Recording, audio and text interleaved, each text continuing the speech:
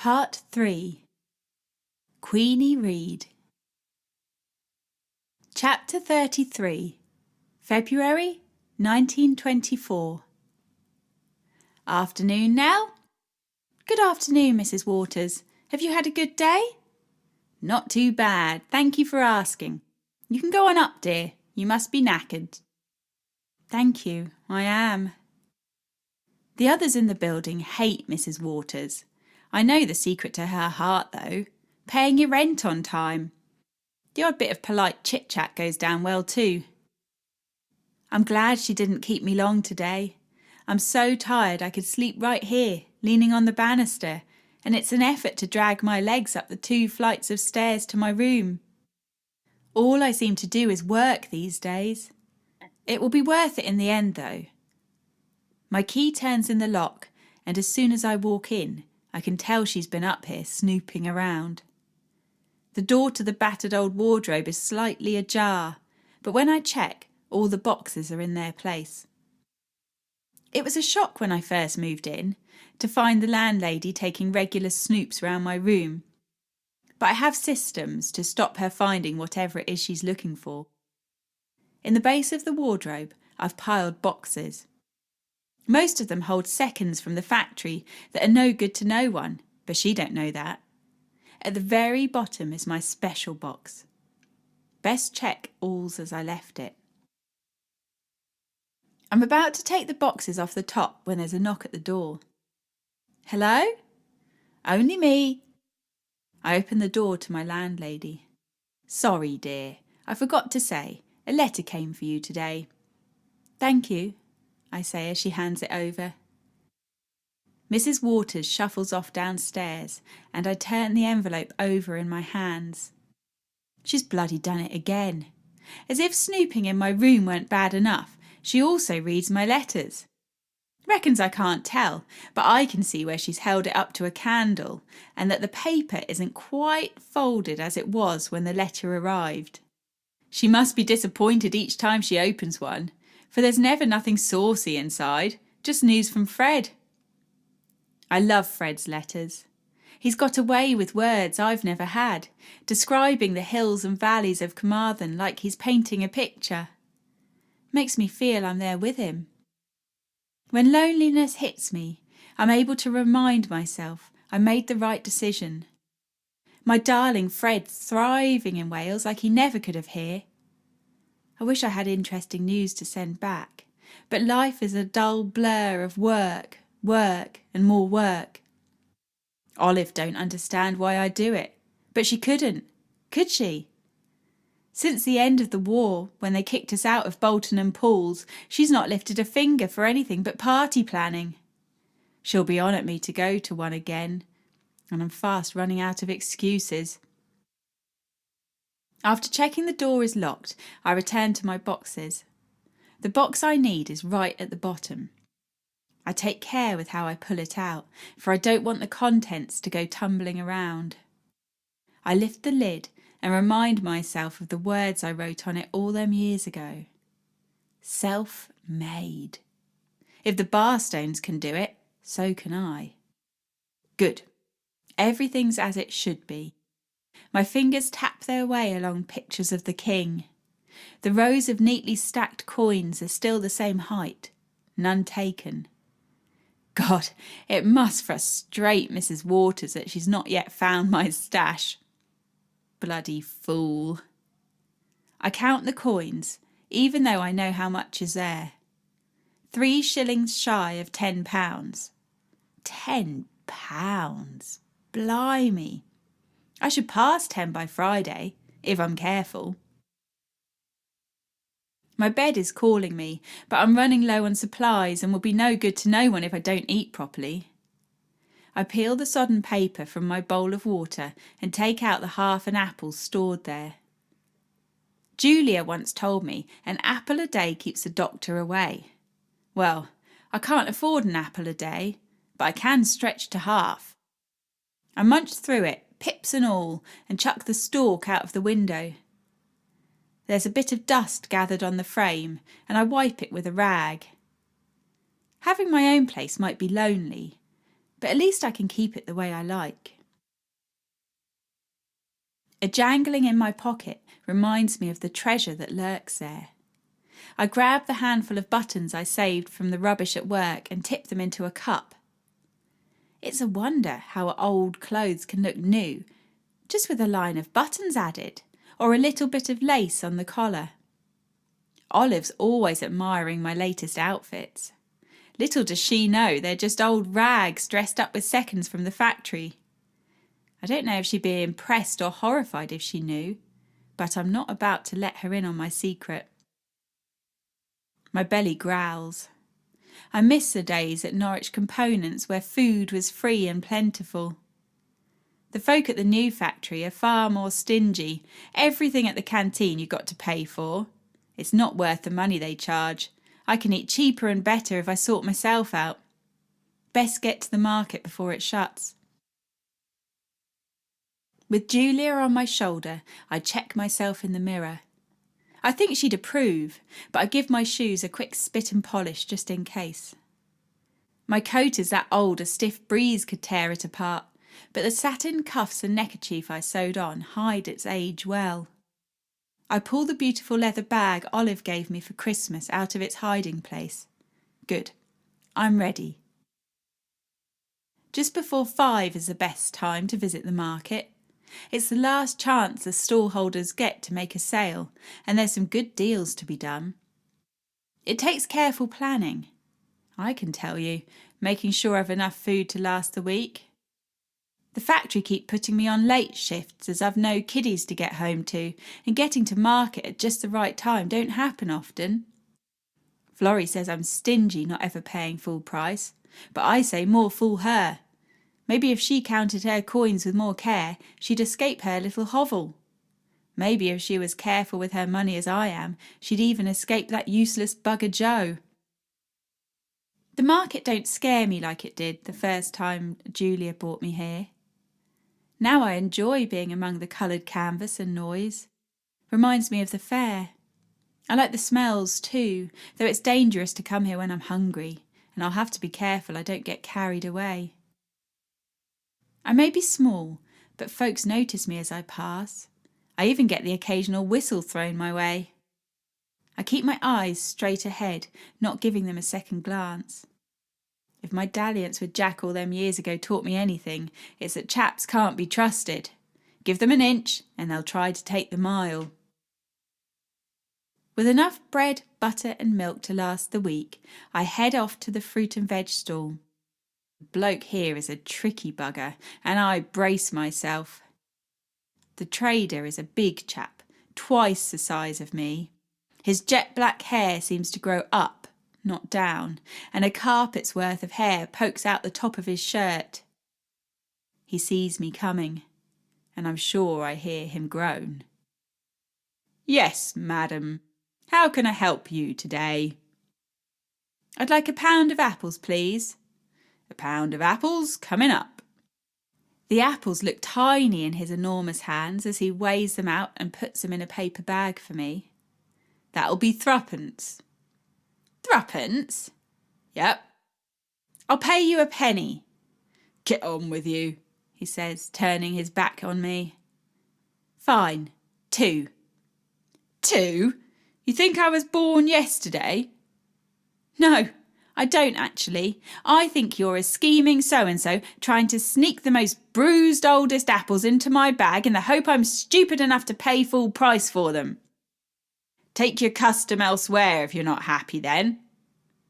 "Well, sir, I would, but it's 5 to 5 and I've no time to get across the market. So, either you let me pay you my tuppence and hand over that bag, or I'll simply take them." "Take them? What? You'll steal them?" "No, not at all. I don't see it would be much of a crime, as I've offered you good money and you've refused." The man laughs. "Think you could outrun me, do you?" "Judging by the weight on you, yes, I do." "You calling me fat?" "No, not at all. Just making an observation." "Bugger off back to whatever hole you crawled out of." That's no way to talk to a customer. You can be certain I shan't be visiting this stall again. Good. I really need those apples. I can't afford no doctor's bill. In an instant, I'm grabbing the bag of apples from his hand. As I run from his stall, I chuck my coins in the air behind me, for I'm no thief. I can hear the drumming of his steps on the ground, but one advantage of being as short as I am is you can sneak through small gaps and it's easy to get lost in a crowd. I don't stop running till I'm safely back behind my front door. You all right, dear? Asks Mrs. Waters, poking her head from behind her door. Yes, fine, I say, struggling to get my breath. You're not in trouble, are you? I heard you sprinting up the path and worried you were being chased.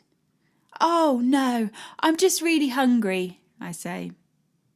Mrs. Waters looks most perplexed, but I don't give her the chance to ask more questions.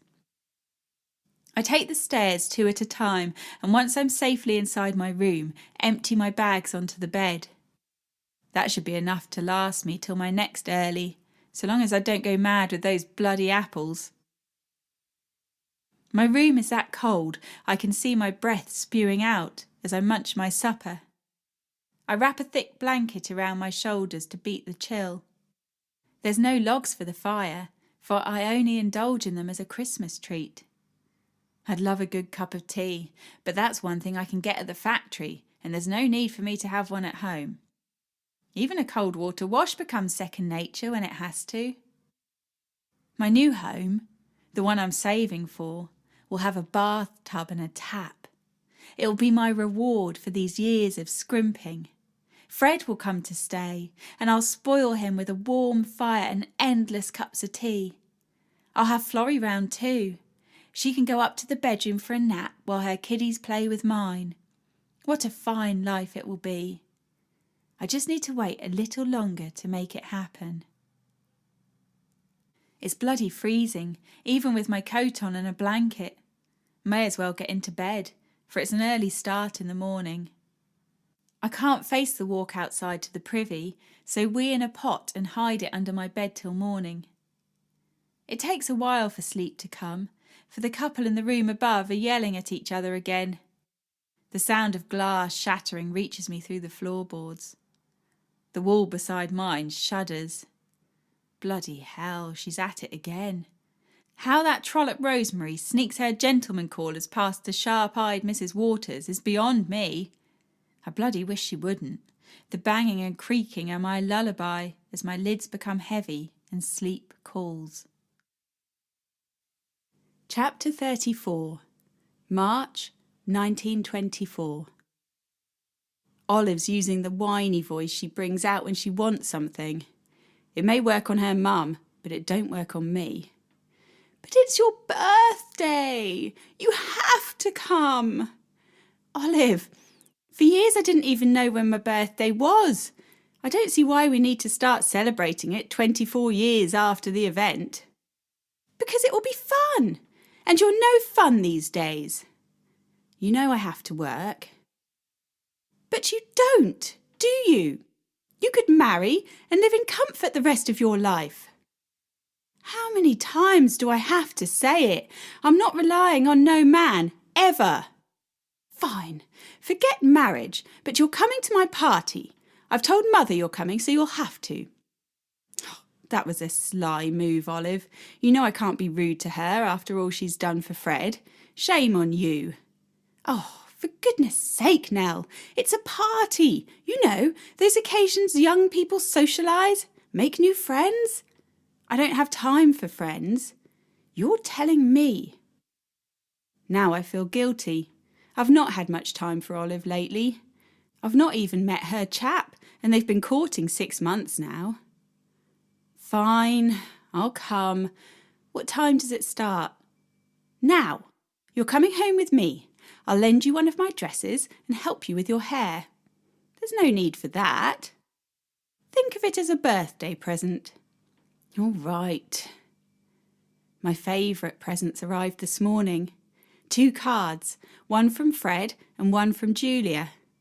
Fred had filled his card with news, but Julia simply wrote, Much love. I hope she's all right up there. I wish I'd had the time to go and visit.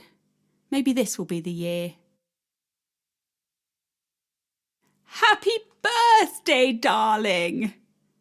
Mr. Barstone mimics a drink being poured down his neck as his wife scoops me up in a cuddle. Thank you. I turn my head as she does her kissy thing, and her breath reeks of sherry. Always up for a party, this one. Come on, let's get a coffee down you. Mr. Barstone leads his wife through to the kitchen, and me and Olive head upstairs.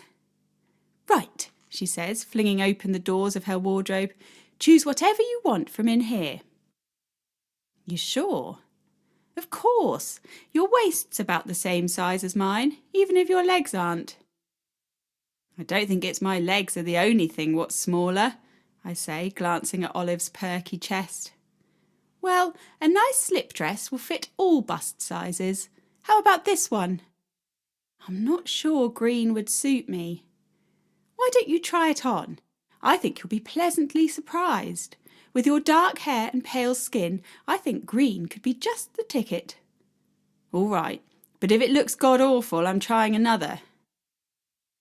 I quickly change, for no one has seen me in my underwear since Julia, and I've changed a fair bit since then. Oh my goodness! Come here! Olive leads me to a large free-standing mirror. You're a goddess! I colour right up at that.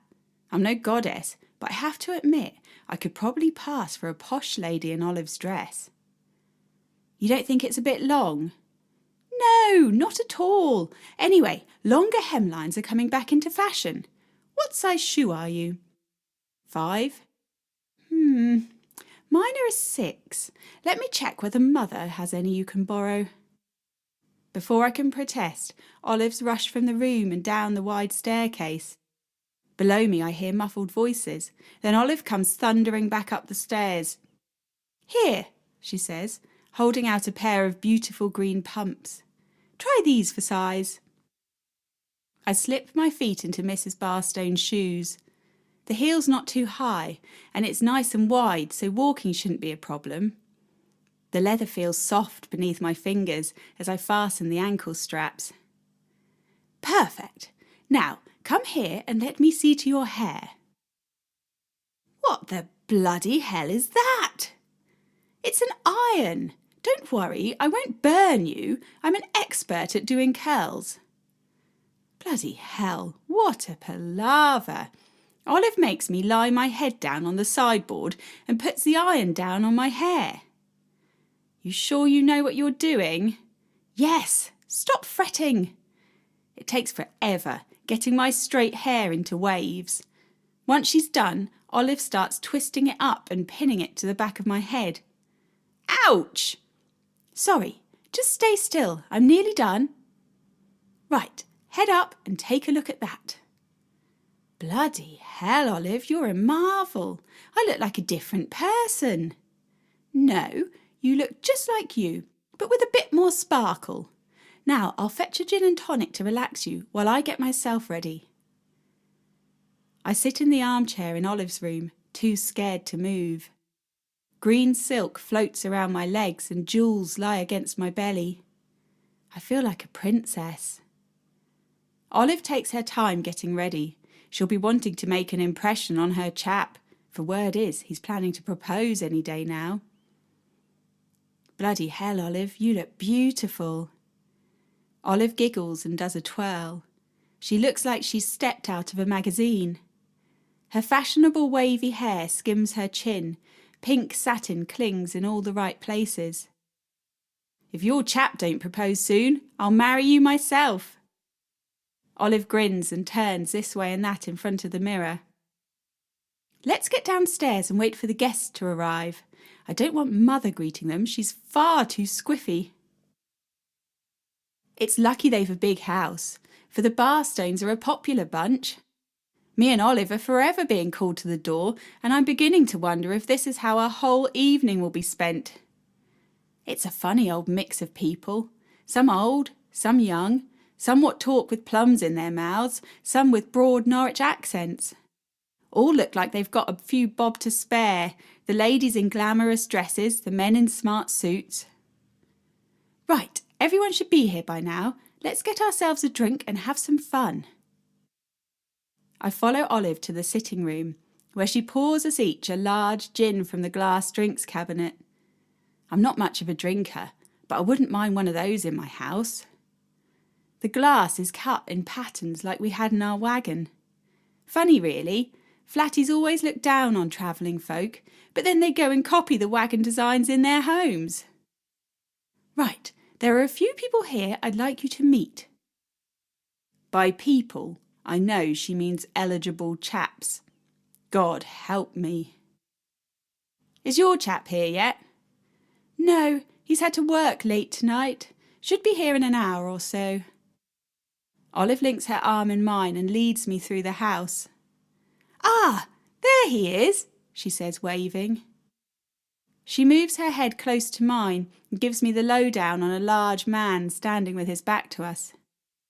Now, I'm going to introduce you to Barney. He's more a friend of my father's, really, but he's the life and soul of any party. I think you two will get on well. Really? Olive, this is the first party I've been to in God knows how long. You really think I'd get on with some socialite? He's not a socialite. His background is not dissimilar to yours, actually. Olive pulls me through the crowd of people crammed into the room. All the rooms in Olive's house are enormous, but the amount of people they've squeezed in makes it feel small and musty. I'd love to step out into the garden, but Olive's having none of it. She taps the tall man on the shoulder. He spins round and I take a step back. It can't be, can it? Barney, I'd like you to meet my friend Nellie. Nellie, this is Barney. The man holds out his hand and gives me a wide smile. Oh, thank God he doesn't recognise me. It must be the fine clothes what's done it. Nice to meet you, Nellie. He looks different from before.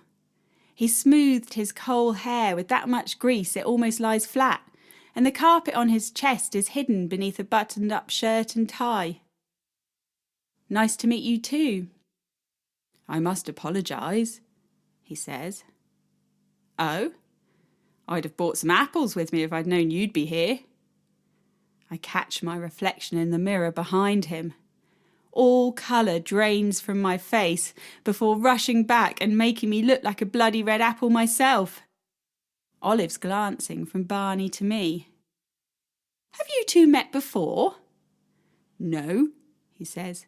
It's just your friend Nellie here looks like the kind of girl who'd like apples. Right. Well, I'll leave you to it. Olive walks off, shaking her head. I'll give her what for leaving me with this brute. You look a bit hot there, Nellie. How about we get some fresh air for a moment? He's teasing me. The bastard. I'm that embarrassed I follow him through the house like a stray bloody cat when what I should be doing is flouncing off back home. We step out into the chilly night and he takes off his jacket and puts it round my shoulders. You look cold, he says. I'm fine. I hand his jacket back to him, folding my arms to hide the goose pimples that will give me away. Aren't you going to apologise? For what? Stealing. I didn't steal nothing. You did. When I got back to my stall from chasing you, the coins had disappeared. You owe me twopence. Well, if you were stupid enough to leave my hard-earned money lying on the ground, I'd say I owe you nothing. Got a right gob on you, don't you? I fold my arms tighter and stare into the night. I can feel him watching me, and my cheeks colour up again. At least it's too dark for him to see. If we were back in the market or somewhere less posh, I'd be better at holding my own. But he's caught me at a bad moment. The posh frock, the posh drinks, the posh house, all of it makes me edgy, dulls my brain, muffles my tongue. After 5 minutes standing there in silence, I can bear it no more. So, you're a friend of Olive's dad, are you? Yep. Me and Archie go way back. I help him out with a bit of business now and then. I bet you do, I mutter. What's that you said? Nothing. I just didn't have Mr. Barstone down as a fruit and veg type of man. Barney smirks and gazes out across the garden. Olive tells me you're saving for a house of your own. Yes, no, I mean sort of. My brother had to move away. I'd like to bring him home one day, but for that I need a damp-free house, and they're not cheap. How are you getting on? With what? The saving. I'm doing the best I can. It would help if stall holders didn't try and swindle me out of my earnings every time I go to the market. He lets out a laugh and I jump out of my skin. You know, I might be able to throw a bit of work your way. That's a kind offer, and I'm quite sure I'd have no trouble bringing plenty of customers to your stall, but I don't see how I could fit it around my work at the factory. I'm not talking about the stall. He's looking me up and down. I don't like it. Does he think I'm like my neighbour, Rosemary? Now you look here, mister. I'm not the type of woman you seem to think I am. Oh, and what's that? From where I'm standing, I see a woman good at hustling, making a deal, and not averse to unconventional methods when she wants to get her own way. So, you don't mean... No, Nellie, I bloody don't. What do you take me for? Even in the dark, I can see his eyes are shining. Sparkling, you could say. Anyway, you think on it. You know where to find me if the thought of a few extra bob appeals. He disappears inside the house, leaving me to wonder what the bloody hell he's been going on about. Chapter 35. April 1924. I've left it a month before heading to the market. It helped being on lates these past weeks, meant curiosity couldn't get the better of me. I don't want to appear too keen, too desperate, but the coins in my box aren't piling up as quick as I'd hoped since Mrs. Waters put the rent up. Bloody cheek of the woman. The council would tear this place down like they're doing with the yards if they got a peek inside. If I had any sort of power or security, I'd have told her to shove the rent up her bum and found somewhere else. But it's families what are getting places on the new estates, not people like me. I thought I'd see you again, says Barney as I walk up to his stall. Well, I'll have no one call me a thief. I hold out the twopence I've brought with me and he laughs. Put your money away, Nell. Here, consider this a peace offering. He holds out a paper bag filled with apples. I can pay my way. Blimey, I'm trying to do something nice here. They're on the turn anyway if that makes you feel better about accepting. I can't bear to let good food go to waste, I say, taking the outstretched bag. Look, how about you give me 10 minutes to pack up, then we'll go somewhere and have a chat. About what? The job opportunity. I'd assume that's why you're here. Or was it just that you couldn't resist my charms? I feel myself flush, which makes me go even redder, this time in anger at myself. Don't worry, Nell, I have that effect on the fairer sex. Well, not on me, you don't. I came here to repay my supposed debt, nothing more. If there's still an opportunity to make a bit extra besides the factory, I'd be willing to discuss that, but don't expect no pleasure from the meeting. I'll talk business with you, that's all. You're just like Olive said. What's that supposed to mean? Look, the longer you stand there nattering, the longer it'll take me to pack up.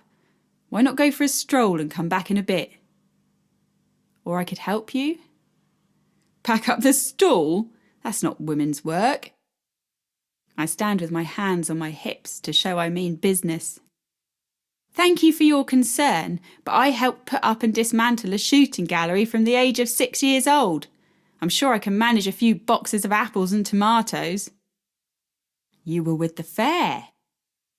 It's a long story. Bugger. How is it I've kept my past from Olive over 10 years of friendship, but 2 conversations with this fellow and I've let it all spill out? It's a story I'd not like repeated, especially not to the Barstones. They know a bit about my background, but flatties can be funny about showfolk, and I don't want my past getting in the way of how people see Fred. My lips are sealed, on one condition. What condition might that be? You tell me all about it in the pub. Fine. Now I thought you had a stall to pack up. What needs doing? The King's Head is full of folk what have finished work for the day. I turn a few heads as I walk in, but not so many as Mum would in the days she went to the pub with Dad. There's at least a couple of other girls in here, though they don't look rough types. I've not thought of Mum in years, and I don't let the image of her drinking among the factory blokes linger in my mind. I'm where I am despite her, not because. She'll be proved wrong about me in the end, of that I'm sure. What you drinking? Just a gin, please. Coming right up. How about you get us that table in the corner? I'd rather there were no flapping ears about when we talk business. I make my way to a dingy corner of the pub. No wonder it's deserted. It stinks, and I'm sure there's mould growing on the wall, though it's too dark to be sure. So, what's this business proposal then? I ask as Barney lays the drinks on the table. Oh, no you don't. I promised to keep my mouth shut if you told me about life at the fair. We can get to the business later. I scowl at him and wonder if it would be such a bad thing for the Barstones to find out. Probably not, but I can't risk it, especially now I'm beholden to them, thanks to Fred. All right, what do you want to know?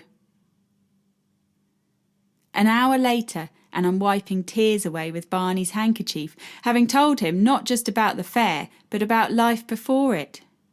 What is it about this man that's made me open up for the first time in years? I'm sorry, I say, sniffing again. I've had no one to talk to about Julia and Henry since I arrived back in Norwich. Fred was too young to understand, and I couldn't talk to Mum about the weather, never mind matters of the heart. You must miss them. Mum and Fred? No, Henry and Julia. Yes. Mostly I get on with things, get by from day to day. Then sometimes it hits me. It's mad, but sometimes I think I see Henry walking down the street, and they often talk to me if I've a decision to make, or at risk of getting into trouble. You probably think I'm in need of the loony bin. Not at all. I'm just sad you've not been able to talk to anyone before me. What about your sister? You said you were close. Oh, I love Florrie as much as ever, but our lives have gone in different directions since I left Norwich. I thought coming home would bring us back together, but it seems the fair changed me, while she stayed the same. You still see her? I go over there once a week. Her chap's a good laugh, but not very skilled at being a good husband. She has a hard old time of it, trying to raise all those kiddies while keeping her husband on the straight and narrow.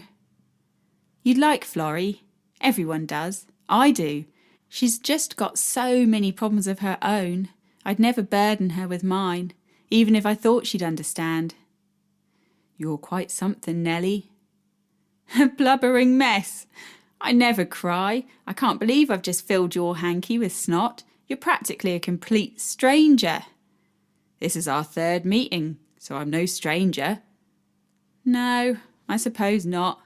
Anyway, I've told you everything there is to tell about me.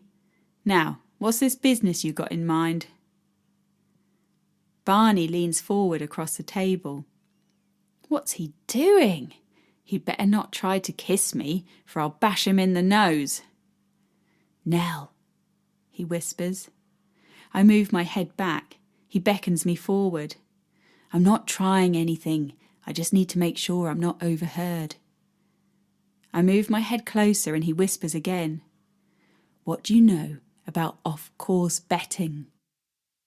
I sit back in my seat. Truth is, I know bugger all about any kind of betting.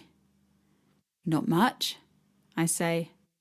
Right, well, lesson number 1, it's illegal.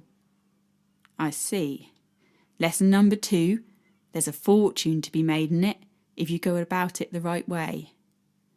And is that what you do? Let's just say the fruit and veg don't account for all my income. I see. And how would I fit into all this then? Olive says you're good with numbers. That's true. Well, there might be opportunities to move up in the company, but you'd start off as a runner. A runner? Yep, a bookie's runner. My runner. Do I look like an athlete to you? I'm faster than you, but that's not saying much. My legs are as short as a child's. I don't mean, oh, you're pulling my leg. I'm not sure what a bookie's runner does, Barney, but I'm quite certain it don't involve running no marathons. Unless it's me folks are betting on. For a start, you wouldn't be on foot. I'd sort you out with a bicycle. All you'd need to do is go round town collecting bets, putting them in the clock bag and bringing them back to me. Once the results come in, you go back to the chaps what won and hand them their winnings. Sounds simple enough, but why me? The coppers are always on the lookout. Often they turn a blind eye, but sometimes they get a bee in their bonnet and try and catch us out. We mostly use young lads for the job, but I don't reckon any police officer would suspect a pretty young thing like you. Could I go to prison if I'm caught? No, it would most likely be a slap on the wrist. I'll understand, though, if you'd rather not get involved or need a bit of time to think it over. I must admit, I'm not keen on the idea of being on the wrong side of the law. Hasn't done the Barstones any harm, nor me. That's true. And Nellie, it's not like I'm asking you to kill nobody. My guess would be most of the city folk place bets now and then. It's only the politicians what frown upon it, want to keep ordinary folks hard-earned cash for themselves in taxes, and us off-course chaps aren't paying no tax. I'm in. Barney looks surprised. You sure you don't want longer to think it over? No? So long as you can fit the work around my hours at the factory, it's fine by me. It'll be years till I've got my own place at this rate, and I don't have a moral problem with what you're doing. That's settled then. How about you come over tomorrow evening and I'll show you the ropes? He gives me the address and I stand and offer my hand. The touch of his skin sends a little shiver through me, but I brush it away. It's excitement about the cash that's getting to me. I'd never be so stupid as to involve myself romantically with a ruffian like Barney. Chapter 36. May 1924. I can't help but smile as I whiz along Newmarket Road, for I checked my stash of coins before I came out, and the coins have turned into paper notes. In 2 months, I've doubled my savings, and if I can prove myself, I stand a chance of making a damn sight more. The guilt at breaking the law faded fast, for it turns out every man and his dog in Norwich is keen to place the odd bet, and don't get me started on the women. In the past couple of months, my bike has seen me round the yards, up to big detached houses like Olive's, and even to the odd solicitor's office. Folk are getting to know my face, and I'm even getting girls coming up with their slips at the factory. I don't accept them, of course. My 2 worlds are kept separate, and I plan on keeping it that way. I still can't afford to leave the factory, and if the blokes in charge get wind of my second occupation, they'll kick me out of there as fast as anything. A bloke waves to me as I cycle past. I pull up onto the pavement. You're Barney's girl, right? I'm his runner, if that's what you mean. He hands me his slip and I add it to the collection in my clock bag. We got a good system, me and Barney. Depending on my shift, I either cycle round before or after work with the clock bag hidden inside my wicker basket. Once there's enough slips inside, I head down to Lakenham and hand it over. He's the only one with a key. It's bloody knackering working 2 jobs, but the thrill of my growing savings is better than sleep for keeping my energy up. Newmarket Road's my last stop today. I've done the market, St Benedict Street, Magdalen Street, and the yards all around. The aching in my legs tells me I've cycled miles today. Not bad after a 10-hour shift. The house on Newmarket Road's a special one. Barney won't tell me who the chap is what lives there, but it's a maid what greets me at the door, and since I started, I'm the only runner Barney's let come here. It's always a large bet too. Last week, the chap placed £20 on a horse just 'cause he liked the name. I can't imagine a time I'll ever have £20 to throw around willy-nilly. He lost his £20, but it don't seem to have dampened his appetite for a roll of the dice. It's a quick run from Newmarket Road to Lakenham. Funny really, rich and poor living almost side by side, their worlds only colliding when there's money to be spent on the horses. I pull my bike up beside the grotty house. The windows are boarded and it looks ready for demolition. I'm back! Come through. Barney's sat at a table, counting money by the light of 5 lamps. It seems an extravagance, but fitting electric lights would draw attention, and no one wants that. He's counting and recounting piles of coins, his breath coming out in sighs. A muscle in his face is twitching. All us workers know the meaning of that twitch. He's angry. An angry Barney's enough to scare off the bravest of men. But I realised early on, his bark's worse than his bite. Something wrong? We're short £2. You sure about that? Of course I'm bloody sure. His shout sends a couple of the younger chaps running, but I stand my ground. What are you saying? I'm saying that someone's broken my trust. His stare burns out of his skull, eyes black against his red face. I fold my arms and stare back. You better not be accusing me of nothing. I keep my voice quiet, but strong enough for him to know I'll not be wrongly accused. Well, someone's taken it. If it's not you, it must be another runner. Now he's pacing this way and that across the room. They're all decent chaps. I think you should count again. Barney's face goes redder. He's not used to having folk talk back to him, and he's as angry as a bull ready to charge. His fists clench up by his sides. Instead of shouting, he whips his arm across the table, sending coins tumbling in all directions. Count it yourself, he yells, stamping out of the room and slamming the door so hard it near enough falls from its hinges. When he returns an hour later, he brings the smell of beer with him. I've collected all the coins from the floor, and they lie in neat rows across his desk. It's all there. You'd counted wrong. He goes to speak, then sits beside me in the chair, staring at the piles of money. I think the word you're looking for is sorry? Barney stares at me, shakes his head, then smiles. Sorry. You know I didn't really think you'd swindle me. I bloody well hope not. Anyway, how'd you get on tonight? You got the box? I hand over the clock bag and he unlocks the safe and pulls out a key. The clock stops as the lock opens and he lays the slips out on the table. Our Newmarket chap's betting big again. Thought he might have learnt his lesson after last week's mistake, I say. Money's like water to people like him. His house alone costs more than I'll earn in a lifetime. And you won't tell me how he comes by all that cash? Can't risk the trust of the punters over a titbit of gossip. You still don't trust me? Barney eyes me up and runs a hand through his hair, leaving it even more messy than usual. You've proved I can, and I do, but that worries me. I'm not the trusting type. Well, if you can't give me the lowdown on the Newmarket chap, will you finally tell me who owns this house?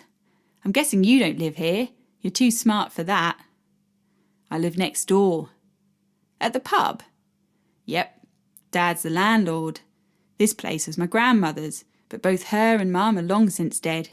She'd turn in her grave if she knew what the place was being used for now. Isn't it a bit close to home?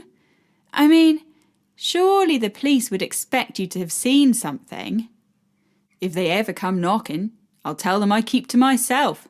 Not like anyone uses the front door. But what about your name? Barney laughs. You didn't think Barney was my real name, did you? Now I feel foolish. Of course I thought it was his real name, but I, of all people, should have guessed. What is your name then? Come on, you say you trust me. Ernest. I can't help but laugh and he looks cross. You don't like the name? Ernest is a perfectly good name. No, it's just, you don't look like an Ernest to me. Well, lucky for you, you'll never have to call me it. If the police come sniffing round and someone shoots their gob off, it'll be Barney they go looking for, not Ernest. Clever. Thank you. You got time to deliver yesterday's winnings, or is your bed calling? My bed isn't calling. It's screaming. Yes, I say, no problem. Give me a hand counting it out then. We sit side by side, counting coins and notes. I'm much quicker than he is. He double-checks my piles to make sure I've made no mistakes, even though it's me should be doing the checking after the earlier fiasco. Of course, he don't find none. Be careful, won't you? There's a lot of cash to be carrying round, and it's getting dark out there. You worried about me or the money? Both. You remembered I'm off tomorrow? Seeing Florrie, aren't you? Yep, you'll manage all right without me? He chucks his pen at me and chuckles as I leave the room. I load the wads of cash into my basket and head out into the fading light. I understand why trust is important in this business, for there's over £100 stuck on the front of my bike. Must be a fair few runners what keep a little for themselves. I'd never break Barney's trust like that. Partly because I'm no thief, and partly because I've seen enough of his temper to know he'd not spare me his wrath just because I'm a woman. You didn't have to do that, says Florrie, as I struggle to fit through her door with all the bags I'm carrying. I did. Can't visit my nieces and nephews without bringing a few treats, can I? It's more than a few treats. There's a week's worth of shopping in them bags. Just take it, Florrie, and stop complaining. She hugs me a good while, but winces at the sight of the bags. You all right? Yes, I just wish I could fend for myself. Don't be daft. She fixes a smile and begins storing the food I've bought in the larder. It's plain as day she's struggling, and I wish Joe would grow up and start helping out more. All my fears have been confirmed. The flighty gaff lad has never taken to settled family life, and I can't see him changing now. I like the man, but I'd like him a lot more if he weren't married to my sister. I've gone as far as suggesting she leave him, but every time I do it ends in a row, and I don't want her stopping me coming round. All I can do is try and help in any way I can. I used to bring her a few shillings when I saw her, but I soon realised they were heading for Joe, not her and the kiddies. A few loaves of bread and a bag of veg aren't so handy when it comes to the pub. How have you been? I've hardly seen you these past couple of months. Sorry, I say. It's just with taking on a second job, there's no hours left in the day. And how is this new job going? I decided to trust Florrie with my news just after Barney offered me the job as a runner, on the condition she kept it to herself. I doubt she's told Joe. She's as soppy about him as ever, but has learnt the hard way she can't trust him as far as she can throw him. Apart from the tiredness, it's going well, I say. The punters trust me, and Barney's already giving me a bit more responsibility. Don't be getting too close to that Barney. Sounds like a wrong 'un to me. She's a fine one to talk. He's actually a good man, so long as you don't get on the wrong side of him.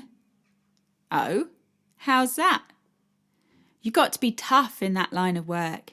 There's always someone looking to make a bit on the side at his expense. It's right there's consequences. He has to protect all he's built. Listen to you defending him. You're not keen on him, are you? Don't be daft. He's a good 15 years older than me. I'm a child in his eyes. And what's he in yours? My boss. Now, can we drop it, please? I'm saved by little Alice running into the room and flinging herself on my lap. She sticks a dirty thumb in her mouth and nuzzles into my neck. How's school, Alice? You've been going, I hope. She has. That's why she's so bloody knackered all the time. Don't feel right, sending her off there every day when she's still so little. You know it's the right thing to do. But is it, though? She'll end up in the factory like we did, and what use is an education then? You don't know that. Look at Fred. He's near enough finished his degree. Only 'cause you sent him away. Bloody hell, not this again. Florrie's always been mad at me for sending him to Wales, despite all the good it's done him. I'm just saying, because her parents have led one sort of life, don't mean she has to. There's nothing wrong with the life her parents lead. Anyway, you're not exactly setting a good example, unmarried, childless, and working for a crook. I bite my tongue. I can't be having this argument again. Why is Florrie always so argumentative? I love her to bits, but it's been quite the relief not to have to watch my tongue constantly these past weeks. I'm sure Alice will be fine, whatever path her life takes. Fancy doing some skipping? Alice yawns and smiles. I'll fetch my rope, she says. You joining in? I ask Florrie. We're not children anymore. No, but grown-ups are allowed a bit of fun sometimes too. Alice, do you want Mum to play with us?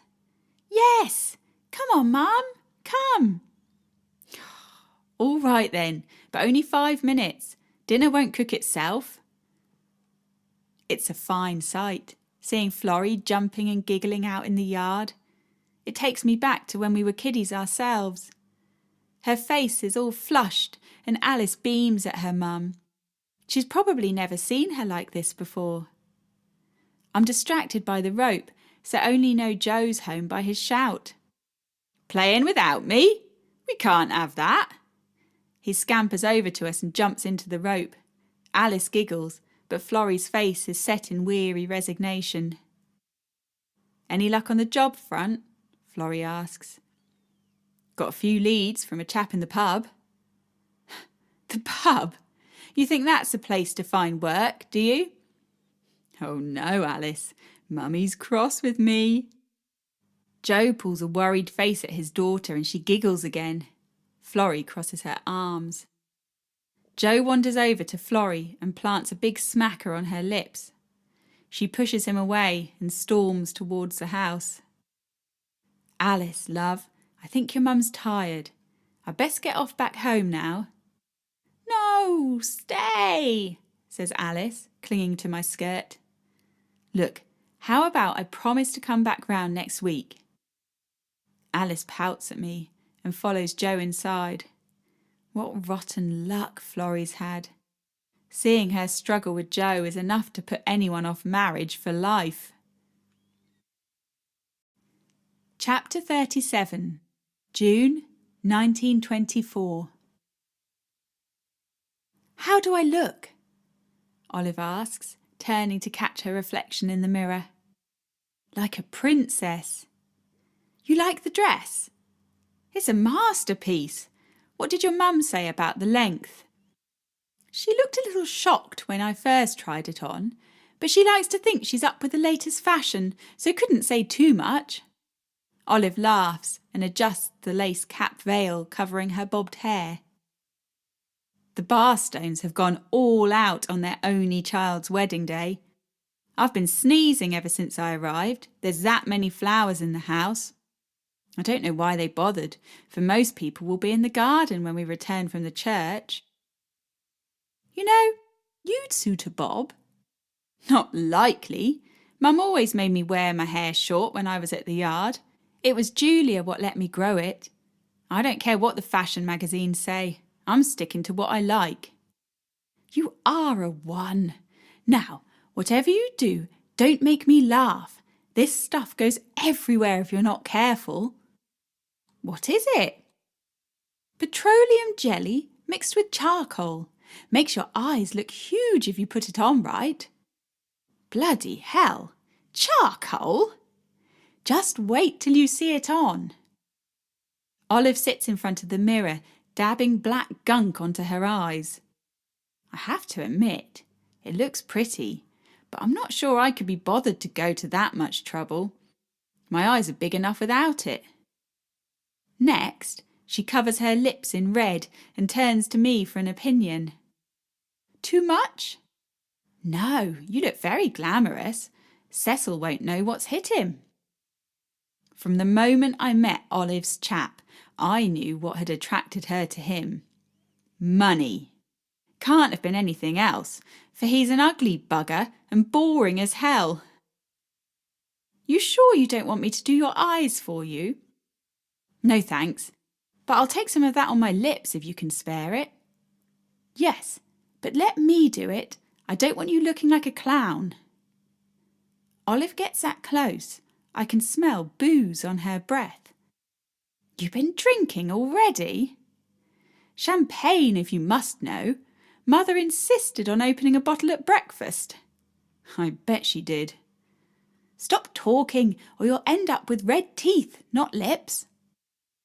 It's a proper treat being a bridesmaid. Got myself a new dress and shoes out of it without paying a penny. Hurry up, girls! The car will be here soon. Mother's been saying that for the past few hours. She's more excited about getting me married off than I am. Olive stands up and smooths down her dress. You don't think anyone will be able to tell, do you? Tell what?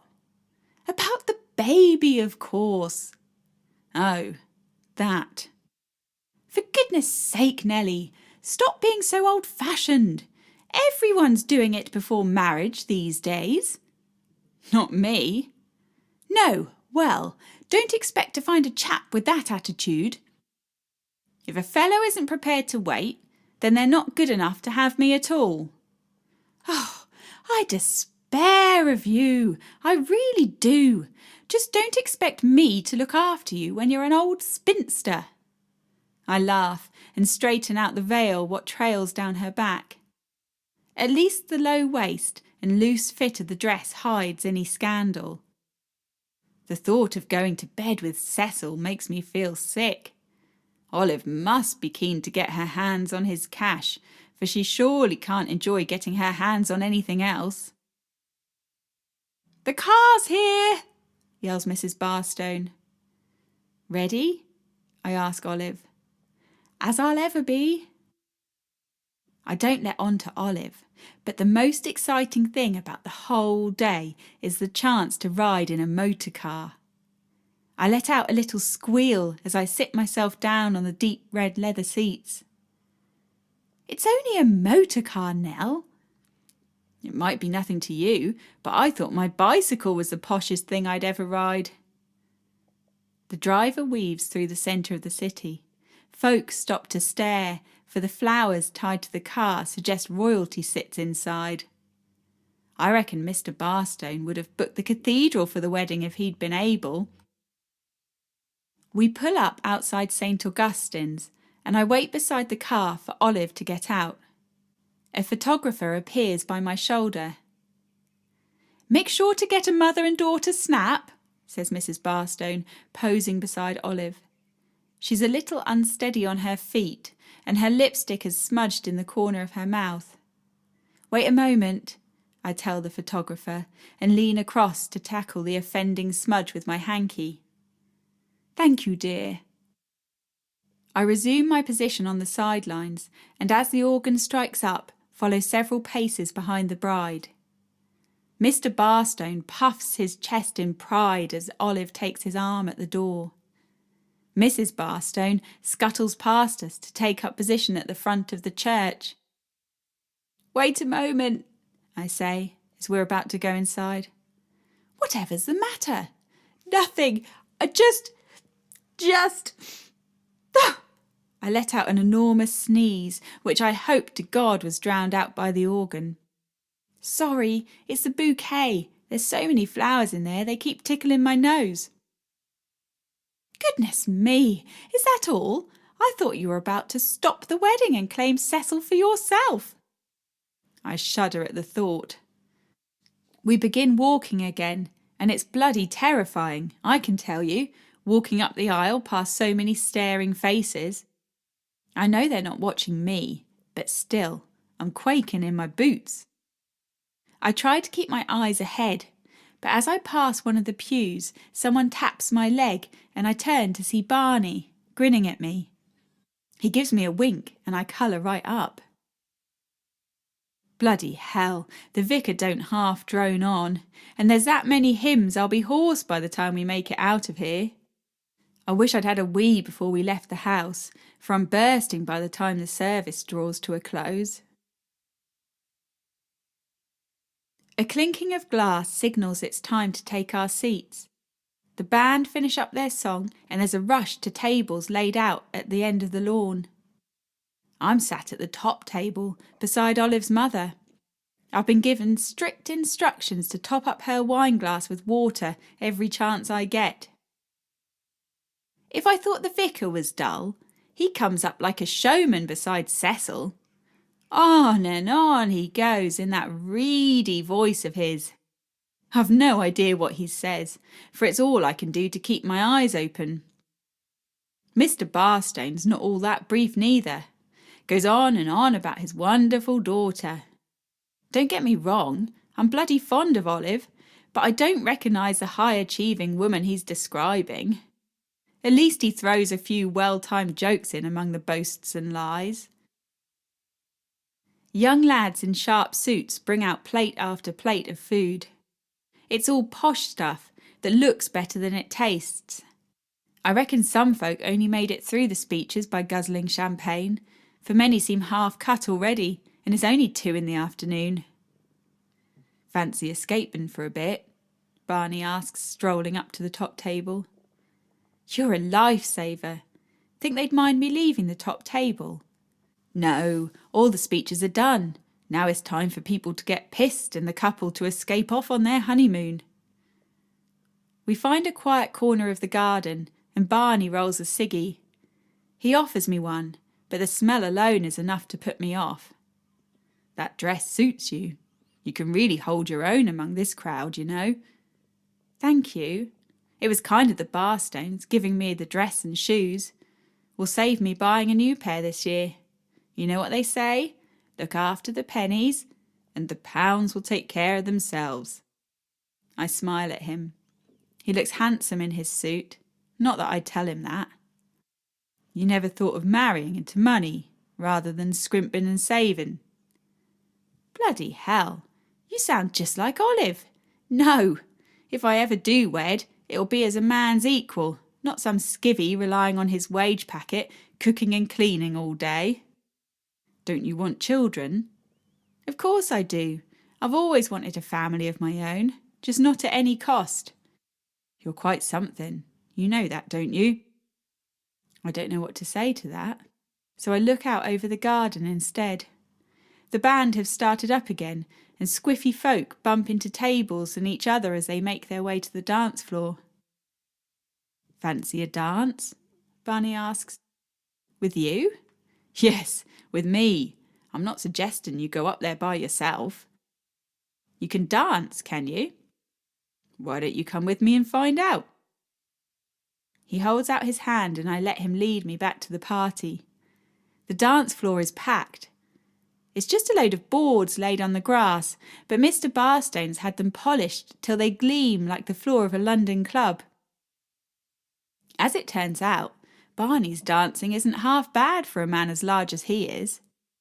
He puts an arm round my waist and takes my hand in his. It feels bloody uncomfortable at first, being held in my boss's arms. But as I grow used to it, it's not all that bad. Why don't you ever talk about your family? I ask. Not much to tell. My dad's a drunk, and my mum's been dead years. Got any brothers or sisters? 2 brothers. One runs the pub with Dad. The other died in the war. Did you fight? Yeah, I was one of the lucky ones to come back. I think Dad always felt the wrong son came home. Can't blame him, really. Charlie was a true gentleman. Everyone loved him. I'm just a ruffian with a temper who folks steer well clear of. You don't seem like that to me. That's 'cause you've not known me long enough. Why have you never married? I had a sweetheart before the war, but after I came back, she decided she'd be better off with my brother, Bertie. Do they live at the pub too? Yeah. That must be strange for you. No, not really. I was a mess after the war. Didn't want to be around no one, least of all her. She gives Bertie a real hard time these days, so I think I had a lucky escape. But the war ended 6 years ago. There's been no one since then. Truth be told, I like my own company. From what I've seen, all wives do is nag you and take your money. There's not much about marriage that appeals. Yet everyone seems to do it. Except us. He laughs and spins me round before pulling me close again. Ladies and gents, your attention please. Mr. Barstone stands on a chair. The bride and groom are about to depart for their honeymoon. If you'd like to wave them off, I suggest you hurry across to the front of the house. Quick, I say, grabbing Barney's hand and pulling him towards the house. They're not going this second, he says, struggling to keep up. No, but I want to say goodbye, and if we don't beat that lot, I won't get a chance. Olive is looking out of the car window when I sprint through the front door. She winds down the window and calls me over. Have a wonderful time in... Where is it you're going? Italy. Have a wonderful time in Italy. I'll miss you. Let me know as soon as you're home. You take good care of her, Cecil. He nods, and Olive reaches through the window to hug me. With a cheer from the motley crew on the drive, Cecil beeps his horn and the car pulls away. Chapter 38, September 1924. Me and Barney sit side by side. I'm counting out a fella's winnings, ready to hand to the runner, and he's checking the slips that have just come in. What do you make of the new lad? He asks. Seems trustworthy to me. He's a bright chap, knows which side his bread's buttered. I don't think he'd risk ripping you off. Trouble is, he's slow on his bike, not like you, whizzing here, there and everywhere with the speed of a motor car. The punters keep asking for you back. I can go running any time you like. Just say the word and I'll hop back on my bike. No, you're more use here with the money. Not since Henry and Julia has anyone trusted me the way Barney does. Even at the factory, they check all my piecework, convinced there's no way I could work as fast as I do and still do a good job. They never find nothing wrong with my work, and I love how much it sends them into a lather. I'm on my second and final warning for joking around. They tell me I distract the other workers. It's not my fault if they're too slow to enjoy a joke or song and keep working at the same time. At least now Barney's promoted me, the fear of being given the boot isn't so great. If I wasn't saving so hard, I could easily get by on what he pays me. Little Johnny comes in ready to collect the money. He's a scrap of a thing, not more than 12, but I see the way his eyes dart around, taking everything in, learning all the time. He'll go far. Here you are, I say, handing him the wad of notes and coins. Watch out now, won't you? It's getting dark out there. I'm always careful, missus. I know you are, you're a good chap, but please stop calling me missus. He nods and retreats out the back to find his bicycle. Why does he always call me missus? I ask Barney once he's gone. The new chaps all think you're my wife. Bloody hell. Charming. No, it just makes me cross that they don't think I can manage on my own. I don't think it's that. Barney stops counting his slips and turns to me. He's looking at me all funny, like I've got something on my face. Would it be such a bad thing? What? If you were my wife? I don't understand. Are you? I'm making a business proposal. I've been thinking about it for a while. A business proposal? Yes. If we were married, we could be proper business partners, a 50-50 split. You're asking me to marry you so I can be your business partner? Well, not just that, but I know your views on marriage. I'm not sure I understand. Do you love me? How I'm able to be so bold I can't say, for my legs are shaking beneath the table. What a question! Well, to answer it, I think you're a looker. I think you're very clever. I think you can hold your own in a man's world. I think we'd make a good team. Is that love? I honestly don't know, Nell. I've not felt much beside anger since the war. I'm not sure I'm capable of love in the way you're meaning. I sit back in my chair, trying to wrap my tired mind around all he said. What about you? He asks. Would being married to me be such a bad thing?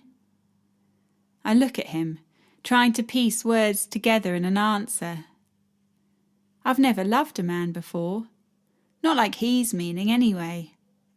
Julia, Henry, Fred, Florrie, I've loved them as deeply as it's possible to love. But Barney? Does racing to work to be with him count as love? Do the flutters I feel when I'm with him count as love? Or are they just because he can turn from happy to angry in seconds? Is it just the excitement of the work, of spending all my free time on numbers and counting, of being needed, what make me want to be around him? What would happen to my savings if I said yes? He lets out a laugh and bangs his head down on the table. Coins topple from their towers and notes flutter to the ground. That's such a Nellie thing to say. I propose, and the thing you're most worried about is your savings. He laughs again, then takes my hands in his. Your savings would be safe. We could put yours with mine and buy a nice place together. 50-50, like I said. Would I take an allowance from you? Would you expect me to keep a home? Stop working? There'd be no allowance. You get a fair wage for the work you do, plus a 50-50 split on any profits we make. I've spent enough time with you to know you'd keep a nice home, but I'm not the kind of chap to think that's all you'd do. I don't want a wife that spends her days in a pinny dusting. I go mad with boredom. You want children?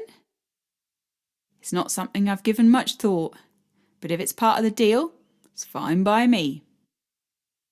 I take my hands from his and put them in my lap. Is that a no then? It's a yes. I hold out my hand to shake his and he takes it, laughing. Can I give my future wife a kiss?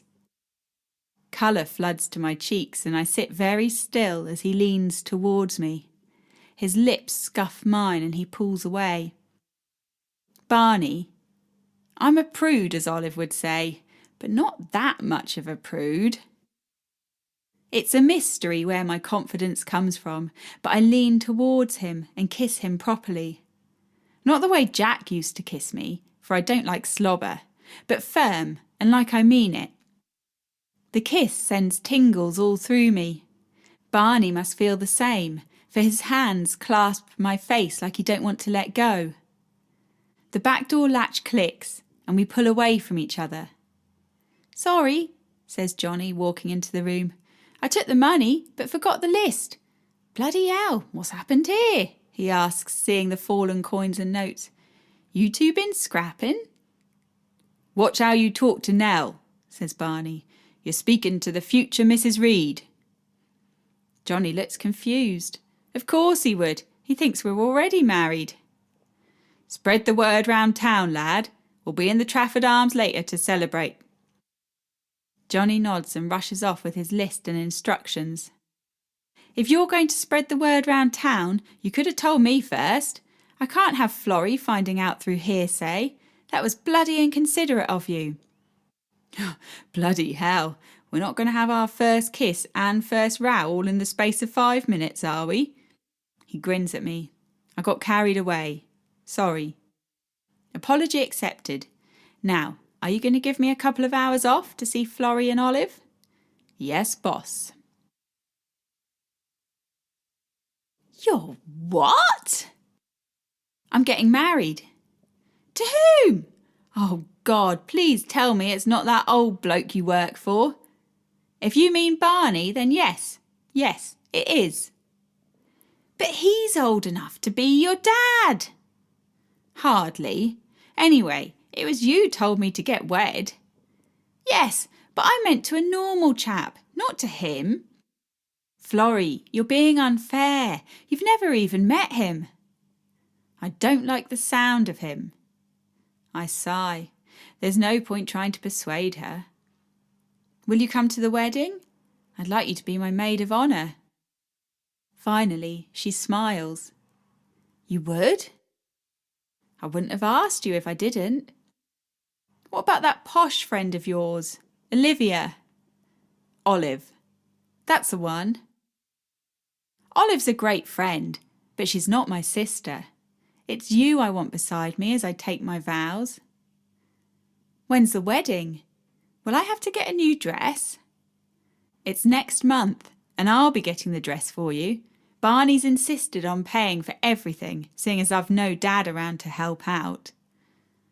Maybe he's not such a wrong 'un after all. "Why are you getting married so quick? There's nothing you want to tell me, is there?" "You mean a baby?" "Yes." "Florrie, all we've done is kiss, and from the little I know, that's not how babies are made.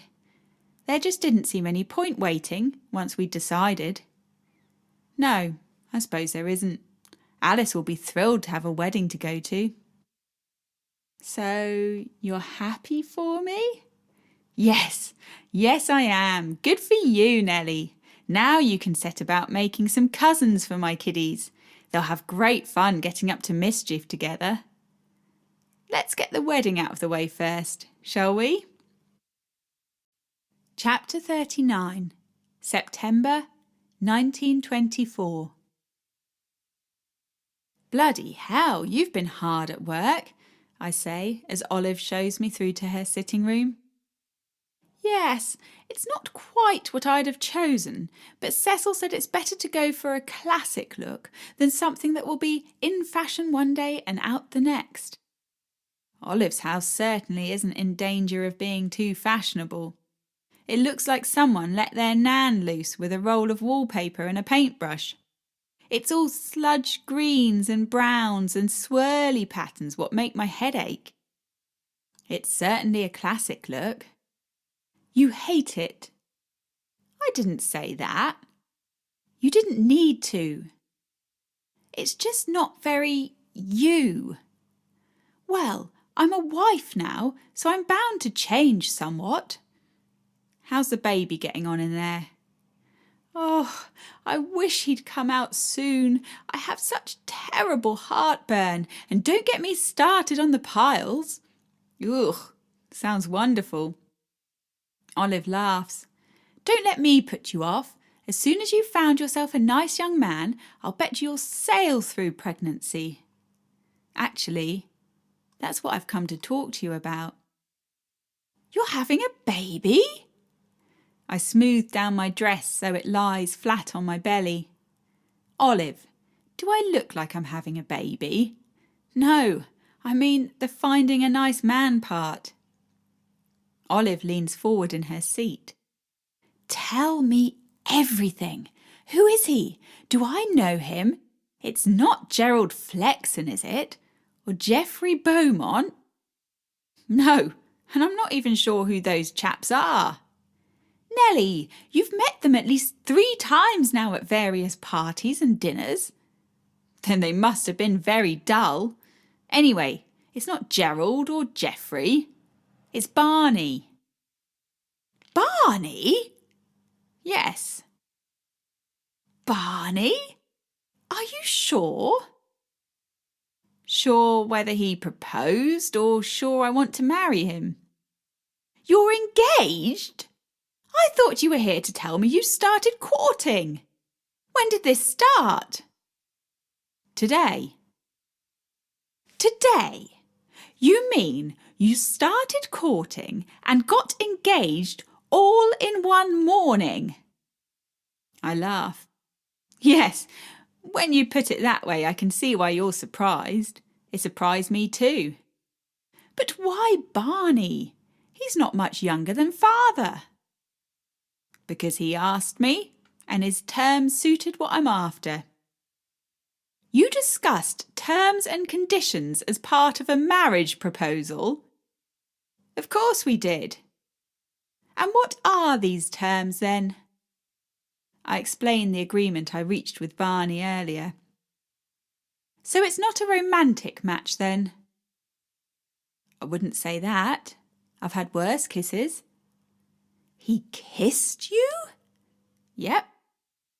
Wasn't it a bit scratchy and hairy? Oh, Olive, you've such a way with words. No, it was surprising. In a good way? Yes, in a very good way.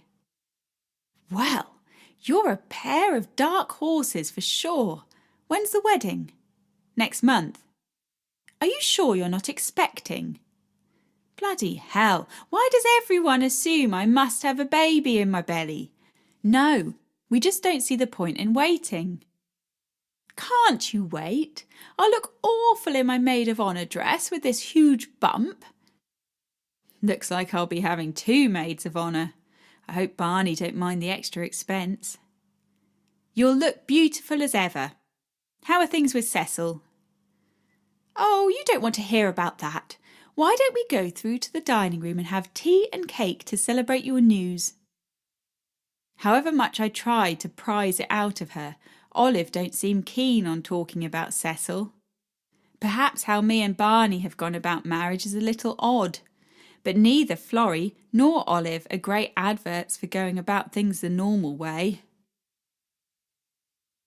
As soon as I'm out of view from Olive's front window, I stop and take big gulps of fresh air. Her house might be big, but it's that old and stuffy it feels more like prison than luxury.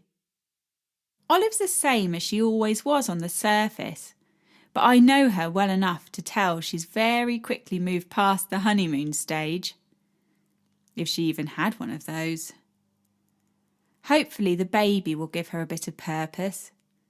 I tried asking how she spends her days, but she struggled to think of anything except cooking and needlework. The air is still warm and the city is looking lovely in the autumn sunshine. Life feels charmed for most people compared to the dark days of war. It's a treat to have an afternoon off, so I walk the long way home, giving myself time to think. Any doubts about my decision to marry Barney have been laid to rest since meeting Florrie and Olive. One look at their lives told me all I needed to know about the way I want mine to turn out. Me and Barney might not be madly in love, but I reckon our partnership will be strong. I'll be his equal, of that I'm sure. Mrs. Waters is waiting for me when I eventually make it home. You all right, dear? I don't usually see you home during daylight hours. Yes, I'm very well, thank you, Mrs. Waters. Actually, I have some news. I'm to marry next month, so shan't be needing my room for much longer. Mrs. Waters' face falls. But you're the only one what pays their rent on time. Couldn't you move your fellow in with you? No, I'm sorry. We'll be wanting to start a family soon, and the one room isn't big enough for 2 adults and a child. I see. So what's he like, this fellow of yours? I've not noticed you sneaking anyone in like Rosemary tries to do. Where have you been hiding him?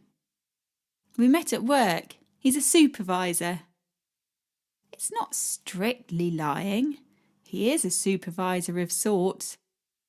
Well, isn't that lovely? Congratulations, dear, though I'll be sorry to see you go. I'll pay up this month and next month's rent, as I'm not sure how quickly we'll find a place of our own. Very well. Thank you for letting me know, dear. Inside my room, I pull out my writing paper and pen. It's short notice, but I hope to God Julia will be able to make the journey to Norwich next month, and I'll need to let Fred know too. It may be unconventional, but I want them either side of me as I walk up the aisle. Here she is, yells Barney as I walk through the pub doors. He lurches over and kisses me right there in the pub in front of everyone. All the chaps around us cheer. I pull away and glare at him, my cheeks as red as a berry. Been here a while, have you? Since lunchtime. Turns out there's plenty of folk wanting to wish us well. I've closed up the shop for the day, and Billy's running the stall anyway, so I'm a free man. Won't be free for much longer, says one bloke, and the others cheer again. A man walks up to me. He's that squiffy he can't see straight and looks over my shoulder the whole time he's talking. How'd you do it? He slurs. Do what? Convince Barney to settle down. We never thought we'd see the day. You must have some right good tricks up your sleeve or skirt. He grabs me and tries to shove his hand up my dress. In a matter of seconds, Barney's on him, grabbing him by the scruff of his neck and smashing him into a wall. That's my fiancée, and you'll show her some respect. Sorry, says the man, writhing round trying to get out of Barney's grip. It's not me you got to apologise to. Go say sorry to Nell. Barney loosens his grip and the chap comes over, rubbing his neck and looking very sheepish. He stands in front of me. My hand whips up and slaps him round the face. Don't you ever touch me or any other woman like that again. Understand? Yes, miss. Now bugger off. You're not welcome here. All the fellows at the bar stare at me. Is someone going to buy the good lady a drink? Barney calls, and a handful of men scramble to their feet. Thank you for stepping in, but I can take care of myself. I can see that, says Barney, laughing. Someone taught you well. You've got a fine slap on you. I hope I'm never on the receiving end. Treat me proper and you won't be. I was brought up to know my worth, and I'll not be taken advantage of by anyone. And the chaps wonder how you nabbed me. You're one of a kind, Nellie Westrop. One of a kind.